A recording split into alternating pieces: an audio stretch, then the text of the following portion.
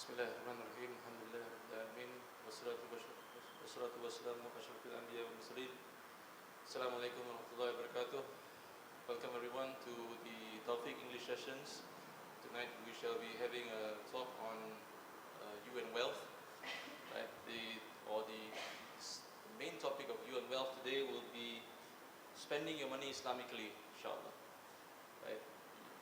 The speaker today shall be Dr. Syed Al-Habshi, who shall be deliberating over this topic on spending your money and Islamically, right? Deriving his talk based on various different scholars that he's studied on, and as well a 7-step process on insan, inshallah. That's what he has told us in his synopsis. So without further ado, then I would like to invite Dr. Syed to the front to take the seat, and I'll then pass it to him to carry on, inshallah, for 45 minutes. And then after that, we shall have a question and answer, inshallah. Which microphone? This one. How do I wear it?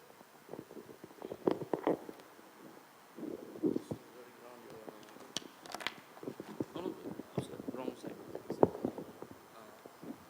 this one goes there, this one. Is that okay? Okay. Alhamdulillah.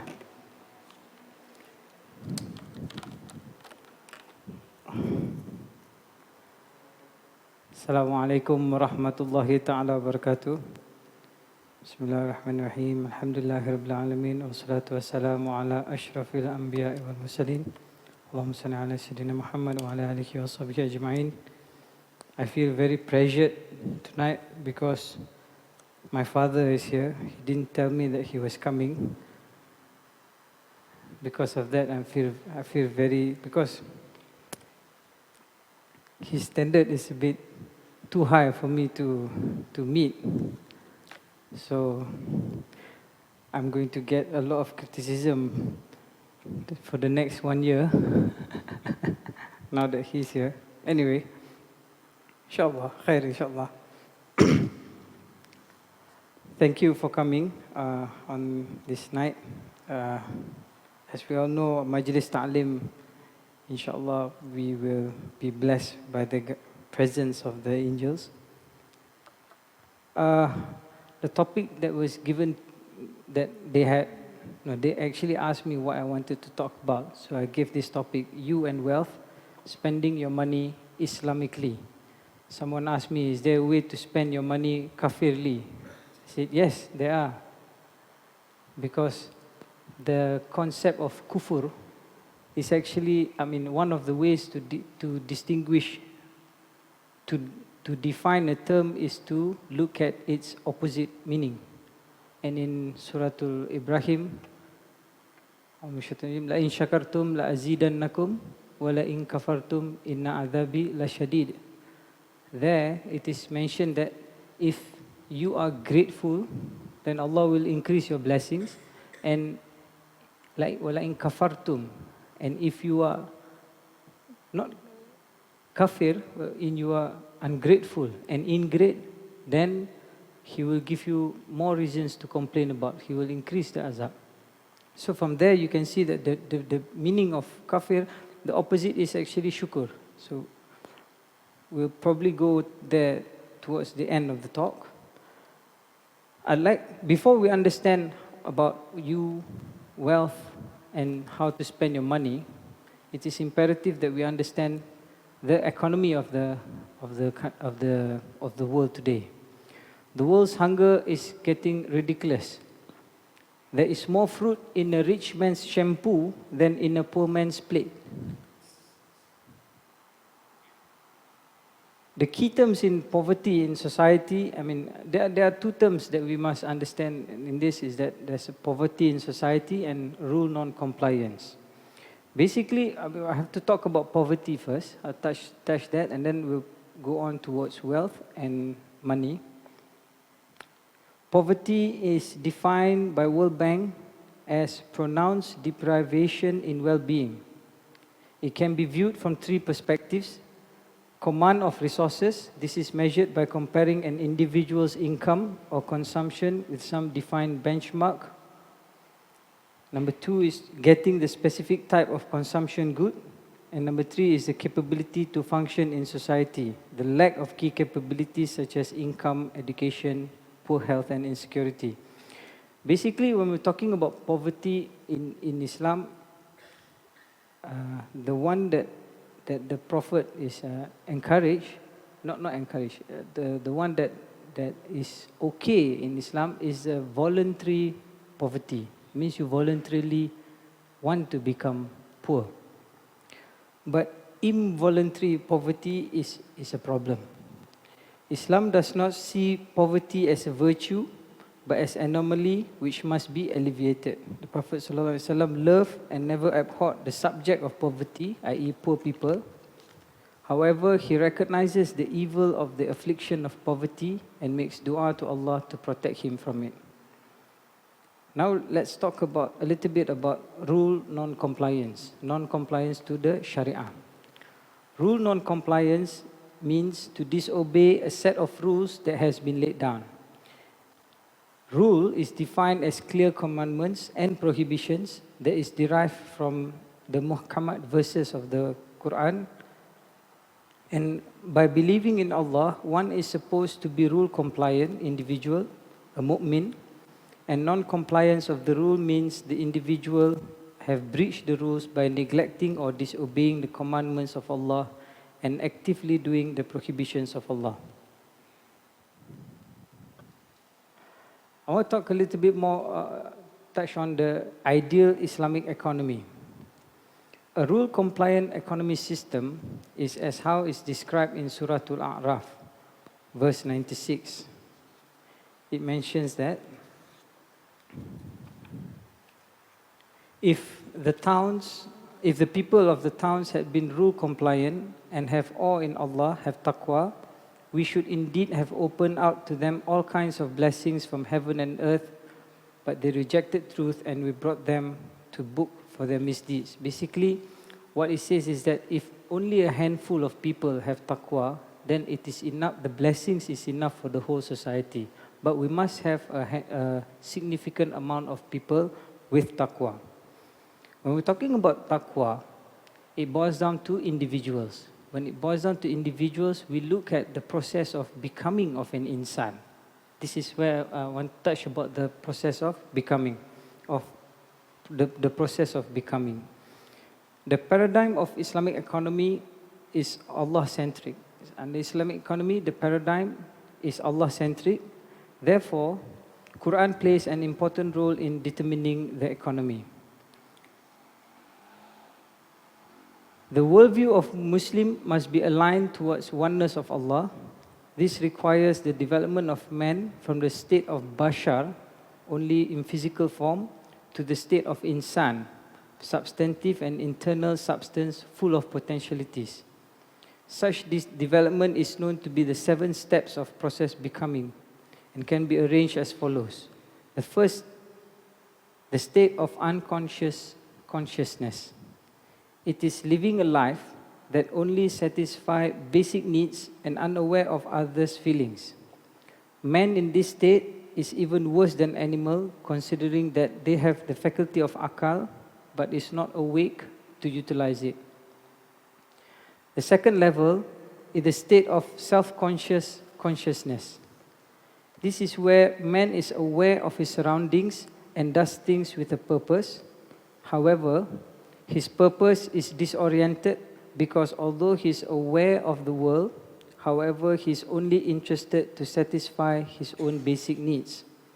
This is the self-interest as described in the conventional economics.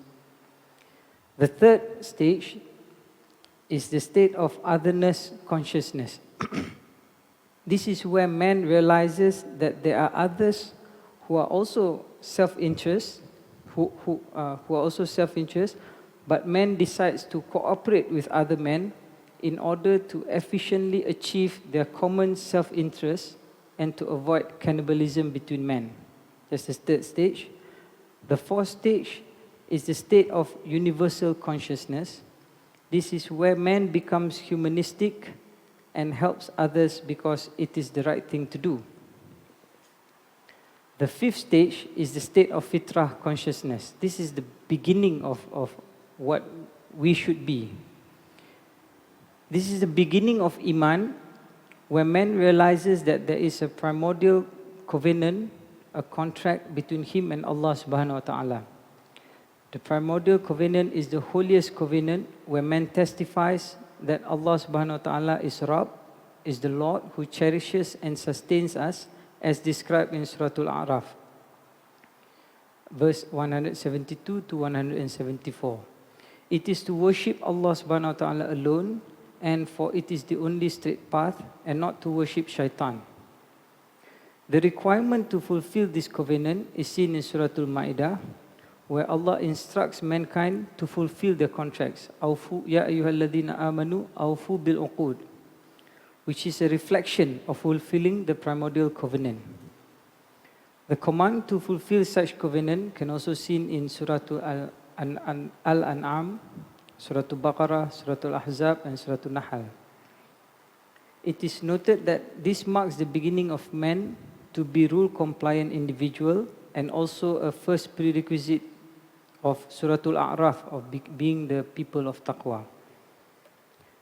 The sixth stage is the state of Allah consciousness. This is where man realizes the awesomeness of Allah subhanahu wa ta'ala, and be in awe and adores Allah to the extent that he does not want to do anything that will make Allah displeased with him. At this stage, man does not commit any rule non-compliant act, and remains steadfast in the zone and sanctuary safety of Allah. At this stage, you are no longer doing, you are probably doing things. For example, you want to get the reward of Allah, so you do it. Jannah is your motivation, so you do good.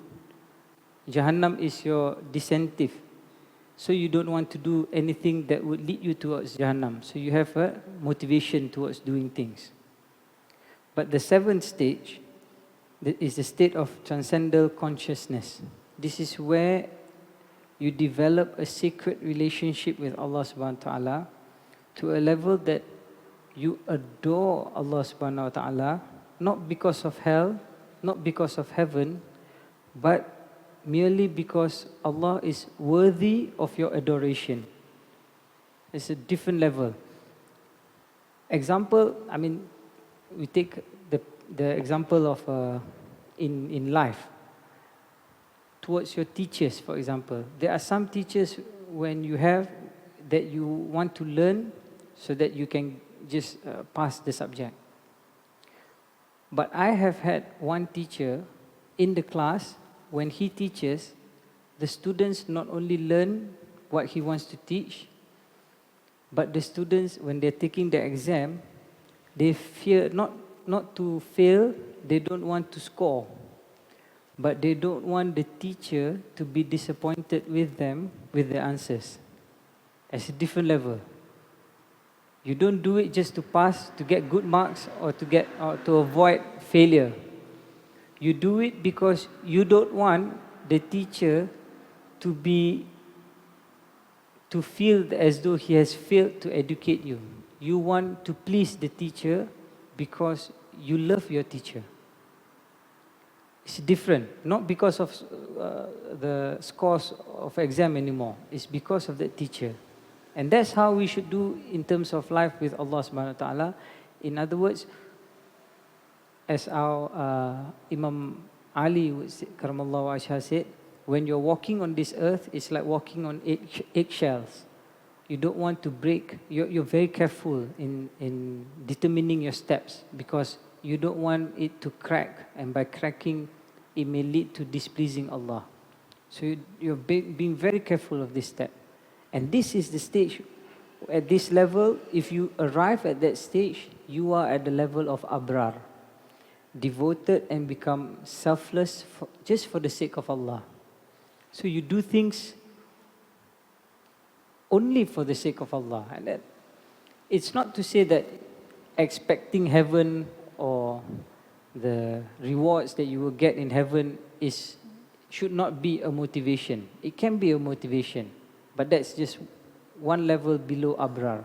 You want to go to a level where when you're doing things, you don't care about whether it's going to give you reward or from Allah or anything, because the idea is He is happy with you.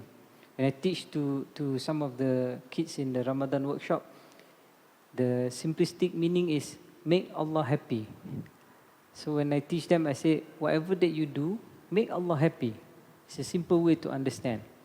And don't make Him sad. So not making Him sad is that it's not just to enter into prayers to fulfill your liabilities, because some regard prayers as a form of liability. Prayers is a form of liability. You don't do it, that's it, right? You get a sin. But you enter into prayers because you want to please Allah. It's a different perspective in life. Right. So when coming back to the topic of wealth, we look into properties. Wealth is a form of property. To understand property, you must understand property rights. Property rights, basically it says that, number one, all property is owned by Allah subhanahu wa ta'ala. He owns it. And property relates to all creations because He is the creator. When He creates, any creation is His property. So He created us and He created resources. Therefore, whatever gains that we make from labor belongs to Him. That's the first rule. Everything belongs to Allah. Second rule is that all creation is for everyone. So we are entitled towards the other creation. Number three, every member of the society have the freedom to use the resources according to the rules that Allah has stipulated. So everyone has got the freedom to use resources according to the Sharia. And then comes the prohibitions in dealing with property, which we will discuss later. And that each member of the society can get priority of the right to use of something if he combines his physical labor with Allah's resources. So if you do work, you can get paid. So that money is yours. But you have to use it according to the rules, according to the Sharia. How we're going to spend your money, we will discuss in a while. When we talk about property, it also involves the meaning of money. Now, money is a very interesting thing, in the sense that there is an old saying that says that money is what money does. The four functions of money is, number one, medium of exchange. Number two, as a store of value. Number three, as a unit of account. And number four, as a mode of appreciation of hope. I'll just skip towards what Imam Ghazali views the concept of money. When Imam Ghazali wants to explain about money, it is interesting in his Ihya Ulumuddin, he gives an explanation about money in his book of Shukur. In his kitab of Shukur is where he describes about money. Because he says money is a concept of gratitude. As a concept of, when he's describing the concept of gratitude, that is where he explains about money. He begins in his book, his explanation, by saying that the act of showing gratitude to Allah, as opposed to the act of disbelieving, will never be complete unless one knows what Allah subhanahu wa ta'ala loves and despises. This is because the meaning of gratitude is to use Allah's gift in this earth for His pleasure, for in otherwise it is an act of disbelief. Imam Ghazali included money to imply that he views the creation of money is a gift from Allah and is a mercy to mankind. He explained the role of money as a judge to determine the price of goods, and thereafter he explains the role of money as a medium of exchange.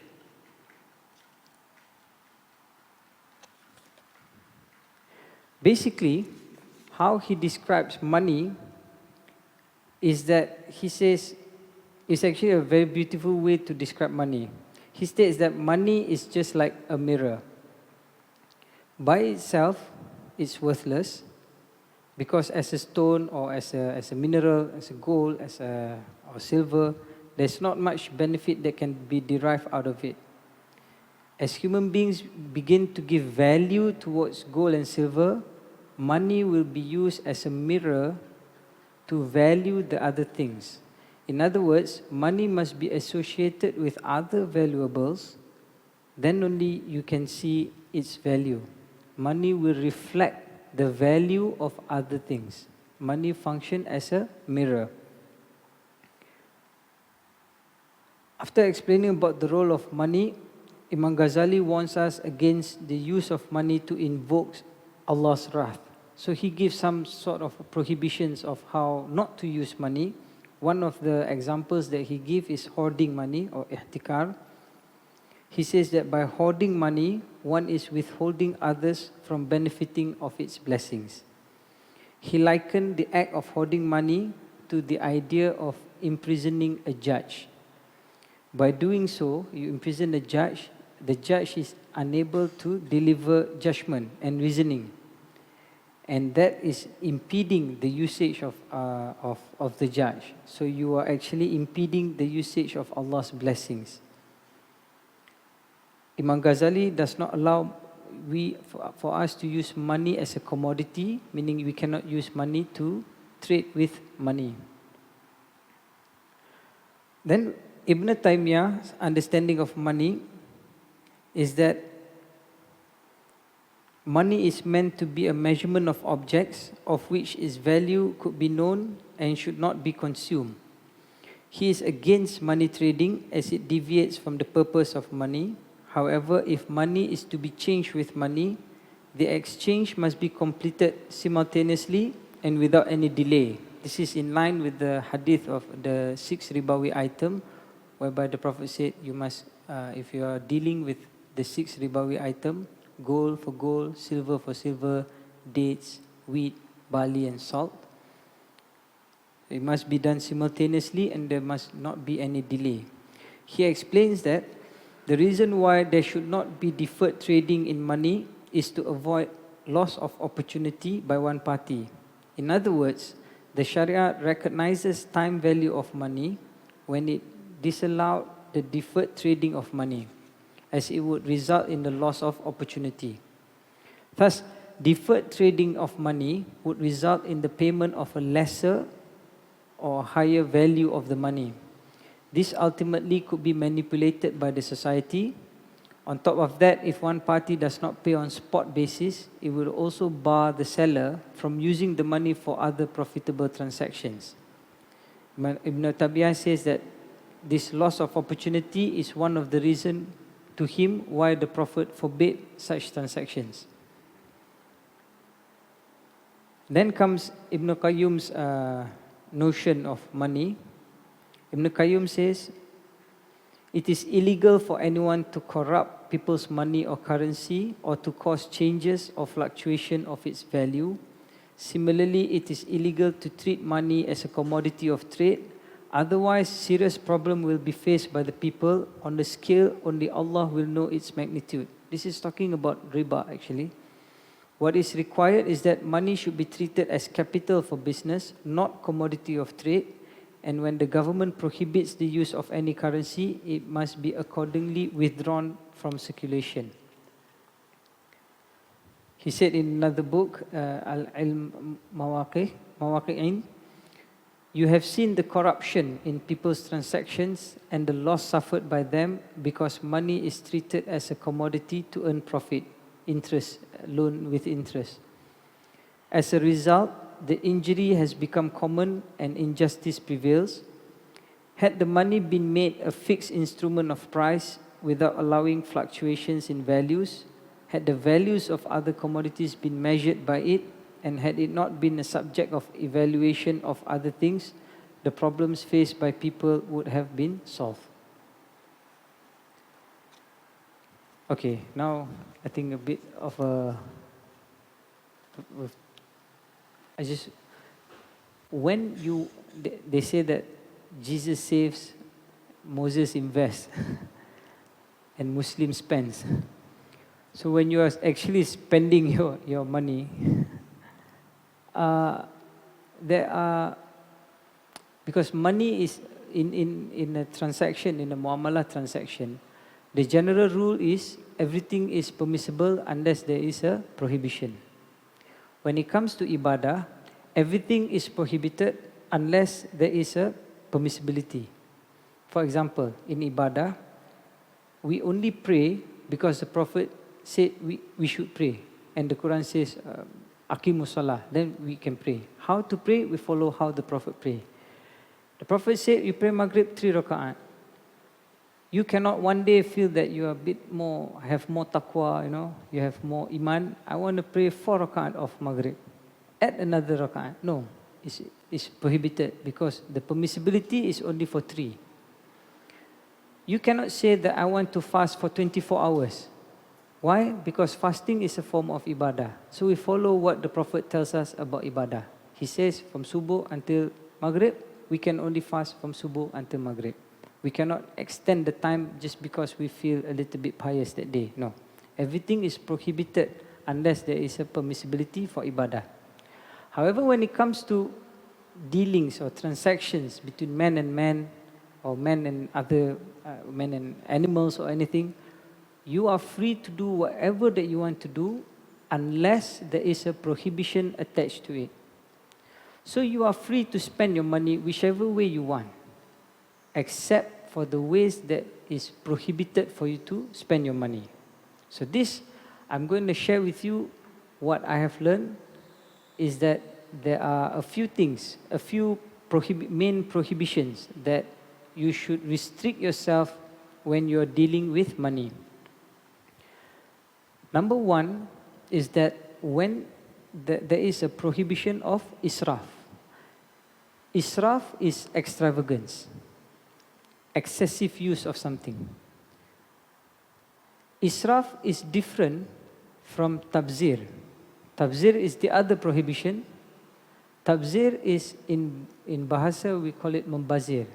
But the Malay word of membazir is very wide, as it includes the meaning of israf as well as the meaning of tabzir. From what I have learned from my teachers is that when we're dealing with tabzir, it means actual prohibition. For example, you cannot use your money for gambling purposes because gambling is prohibited.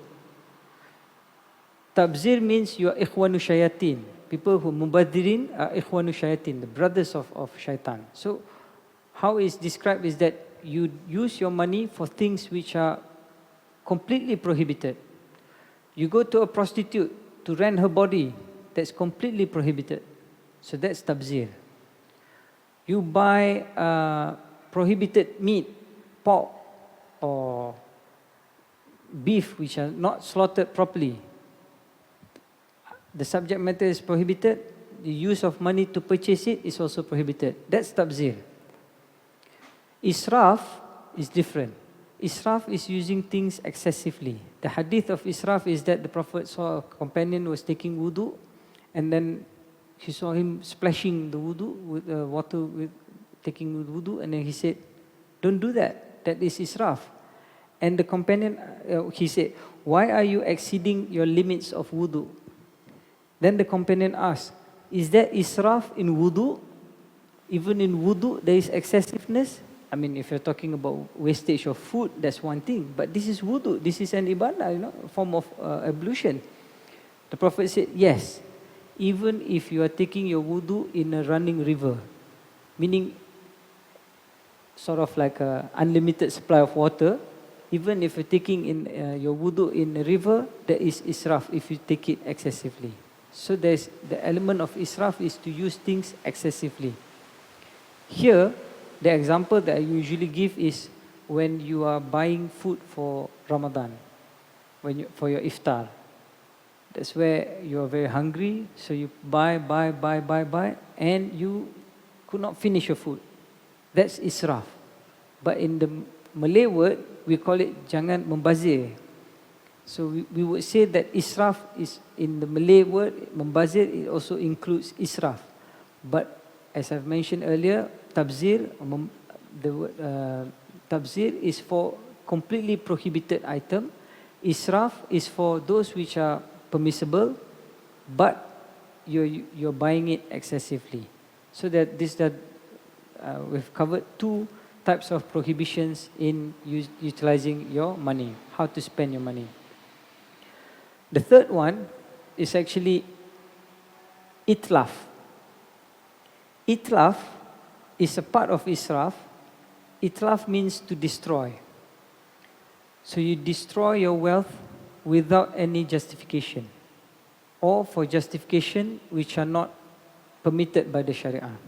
For example, the act of throwing potatoes, oversupply of potatoes, right? In a country where you have oversupply of potatoes and they want to maintain the price of the potato, so instead of putting it into the market, they throw it away in the sea, so that you control the price of potato. Or corn, for example, oversupply of corn, you want to maintain the price of corn, so you throw it away. Or when you are angry with your spouse and you take furniture and you smash it, as a form of itlaf, destruction. So don't do that. That's a form of destruction of property without justification. The other form, the fourth one, the prohibition is called itraf. Now, itraf is a very difficult thing to distinguish, because itraf is between you and God. Itraf is opulence, the love of luxury. But the love of luxury is, there's a thin line between okay, you can enjoy luxury, and no, you cannot enjoy luxury. By the way, luxury is from the Latin word lux, which is one of the 7 deadly sins. So luxuria is a form of a deadly sin. How do we describe itraf here? Is that when you are buying something for social status, to show off, to brag. You have money, you want to buy a luxury car, you buy a Mercedes, but you buy it because you want to be in the Mercedes club. You want to be seen driving a luxury car. You want to be within the gang of the luxury car drivers. Or you buy a Ferrari, not because you enjoy driving, but because you just want to be in the group of people with Ferraris. So you look at the intention of the person. Because buying luxury things is not prohibited. Allahu Jamil yuhibbu jimal. Allah is beautiful and He loves beauty. That's one. فَأَمَّا بِنِعْمَتِكَ رَبِّكَ فَحَدِّثْ. And for whatever ni'mah that Allah has given it to you, show it. So you can enjoy luxury. If you want to buy a luxury car because you want to enjoy driving, you enjoy, driving a comfortable car and everything, so be it. But buy it for the sake of Allah. But if you're buying something, you go and buy a Calvin Klein dress in order for people to see you wearing Calvin Klein style. Not because you want to look beautiful, but because you want to show off. That's itraf. So it's a fine line between itraf is a fine line between your niyat, your intention, with Allah subhanahu wa ta'ala. So those are the 4 prohibitions when you are dealing with your wealth. You have money, you can buy, you can spend whatever that you want, but make sure that you stay away from these 4 prohibitions. Apart from that, in order to spend your money, in spending your money, it is there is, because if you look at the concept of savings, some people are saying that we should not save money. Islam doesn't recognize savings of money. In a way, there is no direct prohibition to say that you cannot save money. But there is a disincentive to saving money. The more you save your money, you have to pay zakat for the excess of money that you pay. So that means if you save money, you have to take out some of your money to be paid as a redistribution of your property. And this redistribution of wealth, to give infaq, to give charity and everything, this is what the Quran, a lot of verses in the Quran says, that you should spend your money, infaq, give it away, give charity and everything. But also there are also wealth management system whereby you must also make sure that you have enough money for yourself. Then comes back to the initial part of poverty that I mentioned earlier. That's why there's no issues with voluntary poverty, but there is some social issues with involuntary poverty. When you are voluntarily, you want to be poor, that means you must have had sufficient amount of sustenance for you, or you must have a sustainable income to ensure that you can continue living and not be dependent on others. The Prophet is known, he was given a choice whether he wanted to be a Nabi Malik, the king, or Nabi who is poor, and he chose to be a poor prophet. But in doing so, if you look, when he went to Medina, he fed 70 of the Sufa, of the homeless people at the Masjid Nabawi. He had about 70 of the homeless people in Nabawi. One of them is Abu Hurairah, and he used to feed them twice a day. This Sufa, 70 people. As a prophet who chose poverty, he actually gave 2 meals to 70 people for about 10 years when he was in Medina. One of my teachers did a calculation. It's about 500 million meals that he has given in spending. And he would not sleep with wealth in his house, so he spends. But in terms of spending, you must make sure that you live within your means. You must have money to spend. And he would hang around with people who are poor as well as people who are wealthy. And for the poor, you probably have different kind of tests, but for the rich, you also have different kind of tests, how you spend your wealth and everything. And for every single cent that you have, it's going to be accounted for. And generosity is very linked to the word to dignity, right? Karam and karama are two very related contexts. Without wealthy people, the Prophet would not have been able to help the poor. So you need to have income, you need to have wealth, and you need to spend it according to how Sharia has required you to spend. I ended with a bit of a talk on gratitude. I think one of the best ways to increase your wealth is to be grateful. Because the Prophet has said, the Quran has said, La in shakartum, la azidannakum, wa la in kafartum, inna adhabi la shadid. The more you are grateful, the more He will increase it for you. So if you are grateful, you get something, you are grateful, you spend it you use your money in a grateful way, as how Imam Ghazali says, to use it justly, to use it according to the rules, to the Sharia, then He will increase it. But the moment, wala in kafartum, you deny the use of money as how it's supposed to be used, then know that Allah's punishment is very severe. And one of my teachers, he translates this verse to mean the more grateful you are, the more blessings you will get.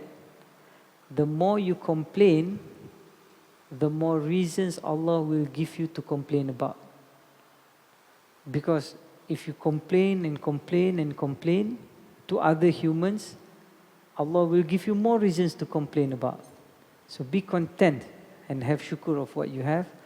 And humans don't like to be, people complaining about things. Humans don't like to hear about complaints. But there's only one that loves complain. And that is to Allah. You complain your matters to Allah. You don't complain your matters to human. But in terms of complaining, there are ways of how you want to complain. You shouldn't just go and complain. But you ask Allah to help you out of that challenge that you are facing. I think I've come to the 9:45. Huh? I can go to 9:50. I think we can open the floor for Q&A, most probably, on how to spend money on or other technical stuff. Alhamdulillah, thank you very much, Dr. Adam, for the talk. Now the floor is open for question and answers. If anybody has any questions, you can easily just raise your arm and I'll pass you the mic. Okay.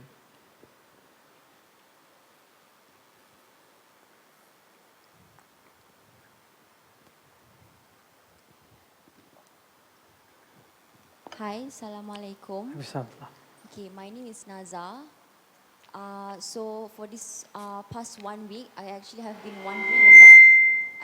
been wondering about how to feel enough. Sometimes you are given certain amount of money that you must spend every month. And I know there is one hadith that says, Allah mengikut sakaan hambanya. Meaning if you are grateful, then Allah says, oh, you are grateful, then I will give you more. But I don't know why. I'm trying to find a way. That's why I came tonight to ask that how would you fix the insight to tell Allah that I feel enough. Because I feel enough, Allah, can you give me more? Because I have this and that. Like you wish for something. So because if you don't feel grateful, then I'm really having a very lately, that is the biggest difficulty I'm having for this past 1 week. How to really feel bersyukur. You're very lucky because you only feel this for the past 1 week. I've been feeling it for the past lifetime. This problem of how to be grateful, is it? Yes, and I feel so ashamed because as if I've been trying to tell myself, you should be grateful, so then Allah will be pleased with you, Allah will give you more. But I feel ashamed in a sense that as if I have less than other people. So I don't know how to fix that, to feel that I should feel so grateful for whatever Allah gives. Because then I will feel so ashamed for asking Allah for more, because I feel like my gratitude, my bersyukur is not enough. Okay. That's my question. Wallahi, I have no one Panadol solution for you. I apologize, I won't have one Panadol kind of a solution for you. But I can share some things that I've learned from my teachers and from some books. Number one, there are scholars who, there's the Surah Al-Inshirah, فَإِنَّ مَعَ الْعُسْرِ يُسْرًا إِنَّ مَعَ الْعُسْرِ يُسْرًا. I think Yusra is also here. You would know that verse very well.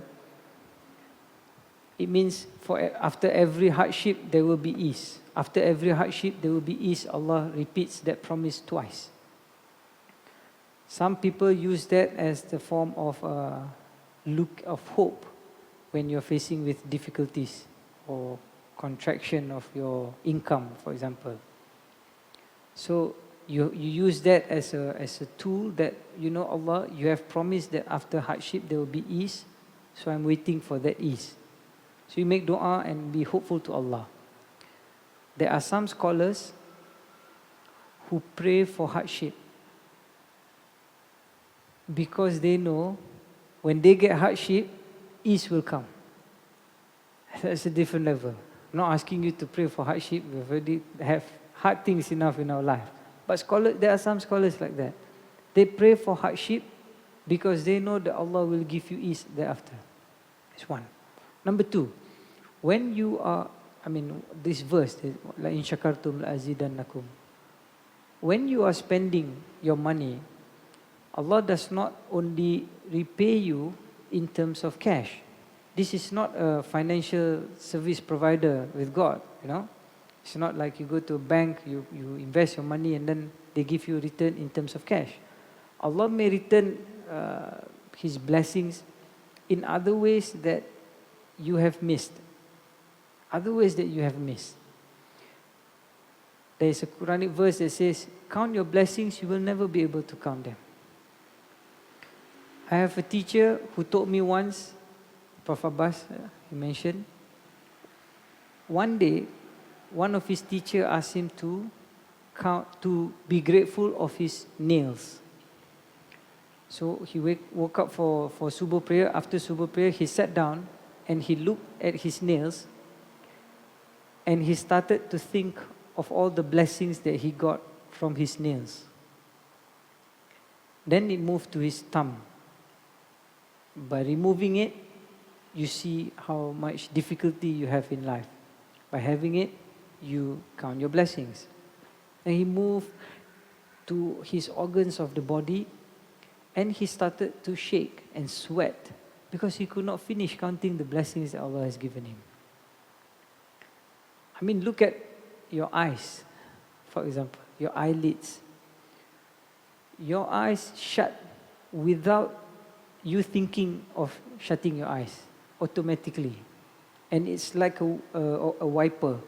It pushes the dust down and then it goes to the side and you get tears to bring out the dust in your eyes.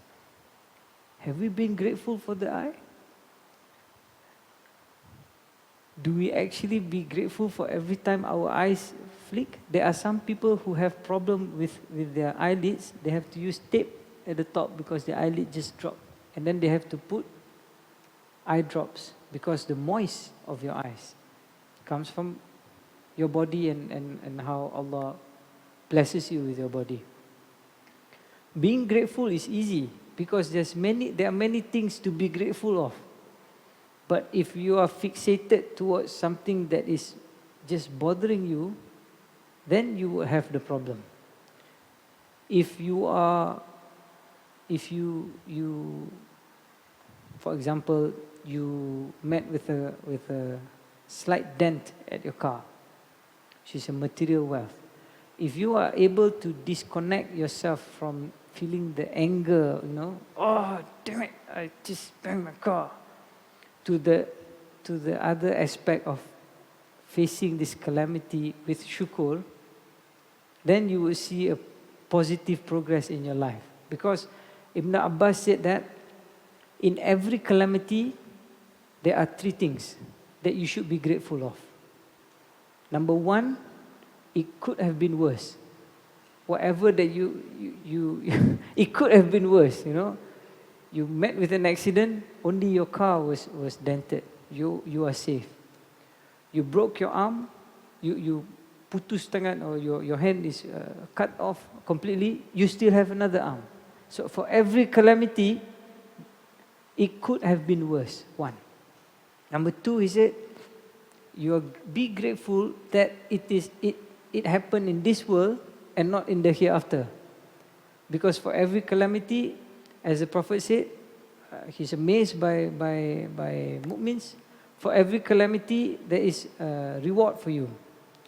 If you are grateful, you have shukr, Allah will increase it. And if you are patient, Allah will also reward you.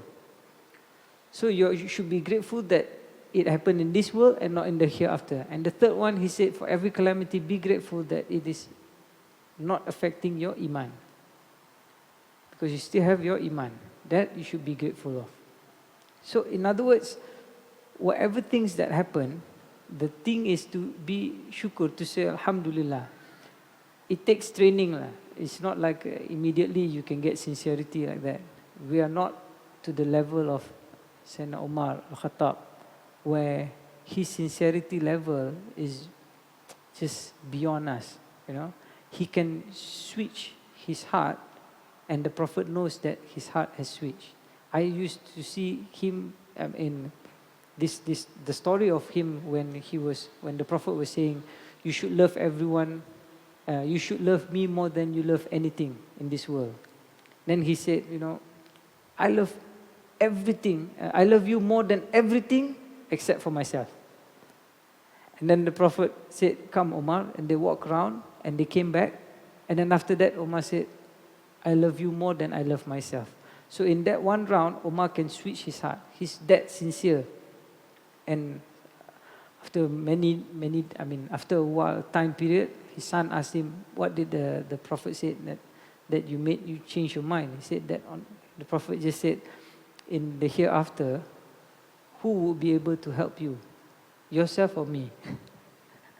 And he said, of course you. Then you should love me more than you love yourself. So, sincerity in being gratitude, yeah. And another thing is that, yeah. So we've touched on the calamity. We've touched on the being, looking at other blessings that Allah has given you. I have one teacher also who challenged me to give 1 ringgit of charity, and then wait and see how Allah reward you for that 1 ringgit. To challenge him, to challenge Allah, to say that I've given 1 ringgit charity, you promise that is 700, 700 times more and everything. Now show me. And I did that once. For that day, I just said, well, I'll take up the challenge. I gave 1 ringgit of charity. I went back to my office. My colleagues gave me fruits. Somebody gave me this dish. Then I went back, I got this fruits. I mean, when I valued it, it's more than the 1 ringgit that I've given in that day.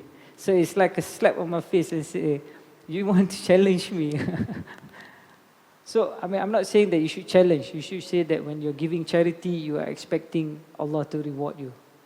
Because then you go back to the 6th level of human, where you are expecting a reward from Allah.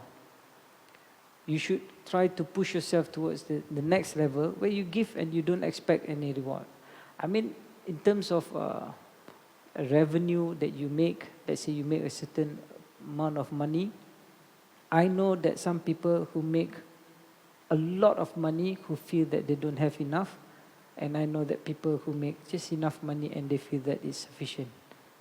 And how blessed is your money, it depends on how you earn it and how sincere you are in earning it. Maybe one should look back at how you are fulfilling your contract of employment. Are you doing your work while you're supposed to work, or are you playing with your social media or going out for teh tarik and not doing your work? Yeah. So you look at it from a whole perspective. It's not just about wanting to be grateful. It's also about your earnings.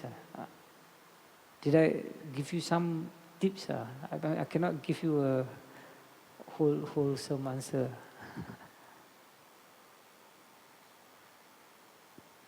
Thank you, Dr. Adam. Any more questions?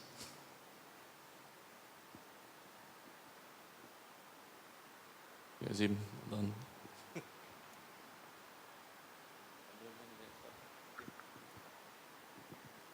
Okay. Assalamualaikum, Doctor. Okay. Everybody knows that there are 3 elements in akad, which is the buyer, the seller, and the things which is to give and to receive. However, in nowadays, we are commonly used with the cashless transaction. So my question is this kind of transaction is accordingly with Sharia, or is this can be categorized as spending money Islamically? Oh, okay. Just to correct that term, I think in terms of a sale contract. It's not the akad. Akad means ijab and kabul. So offer and acceptance. Under contract law, I mean, we have a lawyer at the back there. You know that there is offer, there is acceptance, and there is consideration. So you look at things when you want to. What I gather from your question is, cashless transaction, is it a valid sale contract under the Sharia? Correct. All right. So we look at the cashless transaction. Akad does not necessarily mean that you have to say it out loud. You don't have to say I buy or I sell. Although some scholars have said that you have to mention it, but some scholars have said that you are required to do a proper akad only for significant value of transaction. Petty transaction, beli gula-gula 50 sen, you don't have to go and say to the mama, I buy this hex. And the mama will have to say, I sell to you this hex. You don't have to do that lah. Because the act of giving your money and the act of him accepting is a form of conduct, akad by conduct. So you complete the transaction there. And the subject matter is hex, it's halal, right? The other point is that when it comes to akad, you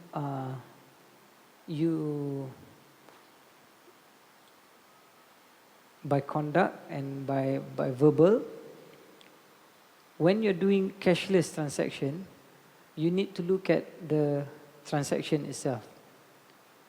Let's look at Lazada, for example, or eBay. Sorry, I'm not familiar with Lazada, so I'm familiar with eBay. So you go online, you see a product, you want to purchase that product. Number one, you must make sure that that product is Sharia compliant. You cannot buy alcohol or you cannot buy things which are prohibited. So you want to buy a pair of football boots, for example. So the moment when you click, you want to buy, that means you are making an offer of buying. And when that seller, by clicking it, it's a form of akad. There's an offer, there's an acceptance, there's a transfer of cash, which is a consideration. There's a fair value of equal consideration given back to you, which is the product. So you complete the rukun of sale. Then there shouldn't be any issue. But the Sharia also looks at the individual, the parties, right? That the party must be competent to, must have the requisite legal rights to purchase, for example. For sales of things of insignificant value, even children can purchase. For example, you can send your child to go and buy gula-gula, hex, for example. But you cannot send your child as your representative to buy your car, because then that transaction is not valid, because you're using a child who is not of sound age he cannot enter into a valid contract. So there's no issue there. Cashless transaction is not using cash, but is still using money. I want to touch a little bit more on that. When you're using cashless transaction, either you're using online transaction, maybe online, MB clicks, or you're probably using your credit card. Make sure that you use Sharia compliant credit cards. You must have, your credit card must be Sharia compliant credit card from an Islamic bank, HSBC Amanah or CIMB Islamic or Maybank Islamic. Use their credit cards. Don't use the conventional bank credit cards. I always stress this. When you have a credit card that is conventional, from a conventional bank, for example, and you purchase something for 500 ringgit, at the end of the month, you pay 500 ringgit to the bank, as the credit payment. Your credit card statement, you pay full amount. 500, you pay 500. So then someone tells me that I'm not involved in any riba transaction because I pay cash. I'm just using the card for credit purposes, but I pay cash, so there's no element of interest involved. Yes, that is true. However, the fact that you are supporting a conventional bank means that you are contributing to the dust of riba. So use Islamic banks. Some are questioning to say Islamic banks is the same as conventional banks. For this, I give you this simple explanation. Islamic banks, especially in Malaysia or in other parts of the world, they have Sharia committee to confirm that it is Sharia compliant. Experts to confirm. As layman, what I would say is that what is purely haram is to use conventional bank. That's clear-cut haram. Islamic banks, you have scholars who have declared that this is Sharia compliant. So you transfer your liability to them. Your liability of sinning in the event that the Islamic bank is haram, you disregard that because there is a competent expert who actually has taken care of that aspect and said that it's halal, it's Sharia compliant. So you use his statement to absolve your liability. It's the same as you're asking a fatwa from someone. You don't know about it, you ask him. When he gives you a fatwa, you are absolving your ignorance part onto him, right? Onto his ijtihad. And the example I would give is that when you die, in your kubur, in your grave, when the angel comes and say, did you buy a house? I say, yes. Did you buy a car? Yes. Did you take any loan for the car? He said, no, I don't take loan. I take Islamic finance. Because loan with interest is haram. I take Islamic finance. Then the angel will ask, you take Islamic finance? How do you know that it is Sharia compliant? Then you answer, well, the Sharia committee said that it's Sharia compliant. Then the angel will ask you, so you're relying on that Sharia committee to justify you to use this? And then you give the Quranic answer. Fas'alu ahlu dhikr in kuntum la ta'lamun. Allah says in the Quran, if you don't know, you ask those who know. Those who know are the experts of Islamic finance, which are the Sharia committee and the practitioners in Islamic finance. So you ask them, they say it's okay, so you absolve your sin to them. So when we're talking about cashless transaction, make sure that you use Sharia compliant instruments. That's probably another topic of Islamic finance, but it's a very interesting topic. ASB, for example. Alhamdulillah, thank you very much, Dr. Adam. I think we've exhausted our time now. It's 10 o'clock. So we'll have to close for tonight, inshallah. Okay. Next time, inshallah, we'll try to get Dr. Adam to come again and give us a different talk then, inshallah. Thank you very much, Dr. Adam, for the very insightful and interesting talk. And also for those who gave the questions, alhamdulillah, it's been a very interesting question and answer session. So that we close then tonight, inshallah, asking Allah subhanahu wa ta'ala to grant us the benefit of the knowledge that we have learned today, and also to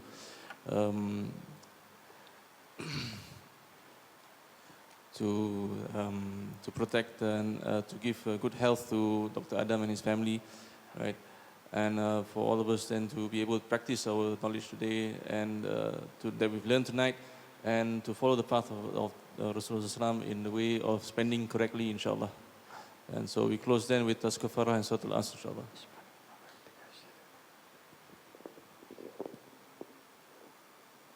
Assalamu alaikum warahmatullahi wabarakatuh.